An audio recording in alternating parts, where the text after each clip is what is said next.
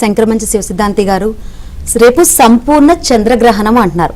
మన తెలుగు రాష్ట్రాల మీద ఎంత మేర ఆ ప్రభావం ఉంది అంటారు? చాలా మంచి ప్రశ్న వేశారమ్మా.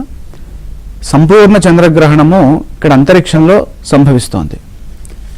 ఇది అంతరిక్షంలో సంపూర్ణమైనప్పటికీ మన భారతదేశంలో కొంతవరకు అంటే అరుణాచల్ ప్రదేశ్, ఆ ఈశాన్య రాష్ట్రాల్లో మాత్రమే ఇది సంపూర్ణ దర్శనంగా కనబడుతుంది.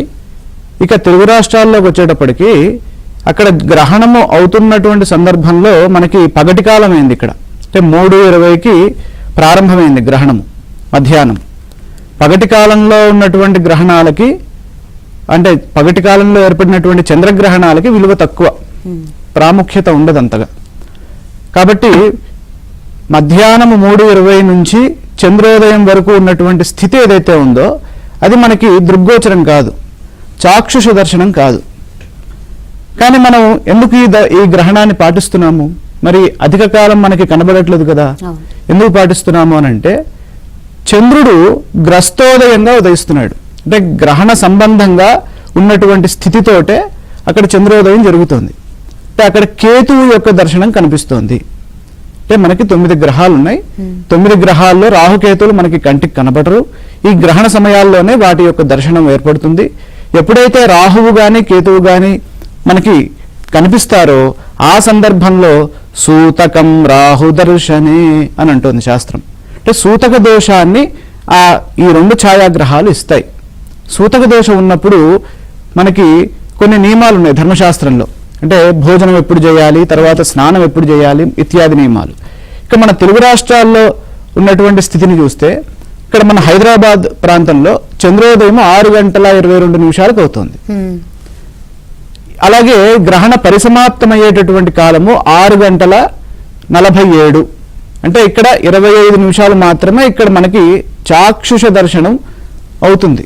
కంటితో చూడగలము ఆ గ్రహణాన్ని, అది కూడా పాక్షిక స్థితిలో.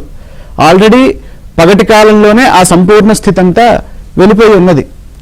ఇక ఈ గ్రహణం ఏ దేశాల్లో ఉన్నది అని అంటే ఇక్కడ ఆస్ట్రేలియా, తర్వాత న్యూజిలాండ్, తర్వాత జపాను, ఇక మ్యాక్సిమం ఇటు ఈస్టర్న్ హెమిస్ఫియర్లో ఉన్నటువంటి కంట్రీస్ అన్నిటికీ ఉంది. అలాగే వెస్టర్న్ హెమిస్ఫియర్లో ఉన్నటువంటి అమెరికా, నార్త్ అమెరికా ప్రాంతంలో వాటిల్లో ఉంది. కేవలం ఆఫ్రికా మాత్రమే ఈ గ్రహణము లేదు. ఆఫ్రికా ఖండానికి మాత్రం లేదు. మిగతా ప్రాంతంలో ఏదో ఒక చోట ఉన్నది, ఎంతో కొంత కనిపిస్తుంది. మరి మనం పరిహారాలు పాటించాలా? అసలు ఎక్కడ ఓపెన్ చేసినా, సోషల్ మీడియా ఓపెన్ చేస్తే చాలు ఈ పరిహారాలు పాటించండి, ఆ పరిహారాలు పాటించండి అని చెప్తున్నారు. ఎవరి నమ్మకం వాళ్ళే, దాన్ని కాదనట్లేదు. సో మనకు పాక్షికంగా ఉంది కాబట్టి మరి పరిహారాలు పాటించాలా? తప్పనిసరిగా పాటించాలి. కారణం ఏంటంటే మనకి 3:20 ప్రారంభమైనటువంటి గ్రహణము 6:22 మనకి కనిపిస్తోంది కదా, దృగ్గోచరం అవుతుంది కదా. అసలు గ్రహణము అయిన సందర్భంలో అసలు చంద్రుడు ఉదయించలేదు అని అంటే మనకు గొడవే లేదు. అంటే గ్రహణం అయిపోయింది ఆయన ఉదయించకుండానే అంటే అసలు మనకి ఆ గ్రహణంతో పని లేదు, ఆ నియమాలు పాటించాల్సిన పని లేదు. కానీ ఇక్కడ 5 నిమిషాలున్నా 10 నిమిషాలున్నా ఆ మొత్తము గ్రహణము లో చేసేటటువంటి పరిహారాలన్నీ చేసుకోవాలి అనేది ఇక్కడ శాస్త్రంలో చెప్పారు. అదే ధర్మశాస్త్రంలో కూడా ఏం చెప్పారంటే ఇక్కడ జ్యోతిష్ శాస్త్రంలో వచ్చినటువంటి జ్ఞానం ద్వారా పొందినటువంటి ఆ గ్రహణ గణితాన్ని ద్వారా వచ్చినటువంటి ఆ ఫలితాలు ఏవైతే ఉన్నాయో అంటే మనకి చంద్రగ్రహణాధికారంలో భానోర్భార్దే మహీఛాయ తత్తుల్యేర్క సమేపివ శశాంకపాతే గ్రహణం కియద్భాగాధికోనకే అని సూర్య సిద్ధాంతంలో చెప్పారు దీన్ని. అంటే ఎప్పుడైతే మహీఛాయలోకి భూఛాయలోకి ఎప్పుడైతే చంద్రుడు ప్రవేశిస్తాడో అప్పుడు మనకి ఈ చంద్రగ్రహణం అనేది ఏర్పడుతుంది అని. కాబట్టి ఈ భూఛాయలోకి వచ్చినప్పుడు మనకి తప్పనిసరిగా ఈ నియమాలన్నీ పాటించాలి తప్పనిసరిగా. ఇక్కడ మనకి జ్యోతిష్ శాస్త్రంలో ఏం చెప్పారంటే చాక్షుష జ్ఞానం కన్నా జ్యోతిష్ శాస్త్రావగతస్య నిమిత్తత్వం. అంటే మనము గ్రహణ గణితం చేస్తాం కదమ్మా, చేసినప్పుడు ఈ ఫలానా ఇన్నింటికి మధ్యాహ్నం 3:20 ఈ గ్రహణం ప్రారంభ సమయం అని మనకి అర్థమైంది. మనము రుజువు ఎప్పుడు చేసుకుంటున్నాము? అది ఉదయించిన తర్వాత రుజువు చేసుకుంటున్నాము.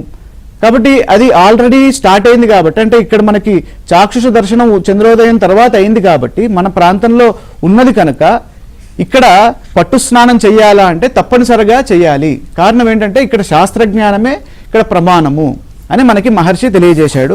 దాన్ని బట్టి మనకి అర్థమవుతుంది. అలాగే తేన మేఘాద్యాచ్ఛాదనే ఇందాక ఆయన చెప్పారు, చాలా గొప్ప విషయాలు చెప్పారు.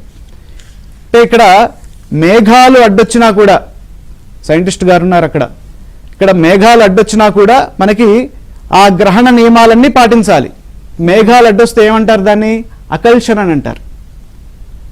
చంద్రుడు అడ్డొస్తే, చంద్రుడు సూర్యుడికి మనకి భూమికి మధ్యలో చంద్రుడు అడ్డొచ్చాడు అనుకోండి, దాన్ని ఎక్లిప్స్ అని అంటారు. మిగతా ఏ ఆబ్జెక్ట్ వచ్చినా అకల్షన్ అని అంటారు. ఒకవేళ అకల్షన్ ఏర్పడిన ఈ గ్రహణ సమయంలో ఈ నియమాలన్నీ మనము పాటించాలి. అదేవిధంగా గుడ్డివారికి, అంధులకి కనిపించదు కదమ్మా, కనిపించినటువంటి గ్రహణానికి అంధులకి వర్తిస్తుందా అంటే లేదు నాయన, ఇది అందరికీ వర్తిస్తుంది అనేది ఇక్కడ శాస్త్రంలో చెప్పారు. అలాగే పట్టు స్నానం వచ్చేసి మధ్యాహ్నం 3:20 తప్పనిసరిగా చేయాలి. అది ఏ విధంగా చేయాలి? సచేల స్నానం చేయాలి. అంటే మనం ఏ వస్త్రాల మీద అయితే ఉంటామో అవే వస్త్రాల మీద ఈ సచేల స్నానం చేసి, అలాగే ఆ సందర్భంలో గ్రస్యమానే భవేత్ స్నానం గ్రస్తే హోమో విధీయతే ముచ్యమానే భవేద్ దానం ముక్తే స్నానం విధీయతే. అంటే గ్రస్యమానే భవేద్ స్నానం అంటే ఎప్పుడైతే పడుతోందో గ్రహణము 3:20 అప్పుడు స్నానం చేయమన్నాడు. ఆ తర్వాత అనుష్ఠానం చేసుకోవాలి. ఆ తరువాత దానాన్ని ఇవ్వాలి. ఆ తరువాత మనకి ఎప్పుడైతే ముగుస్తుందో అంటే 6:47 సాయంత్రం ముగుస్తుంది కాబట్టి ఆ సమయంలో మళ్ళీ స్నానాన్ని చేసుకోవాలి అనేది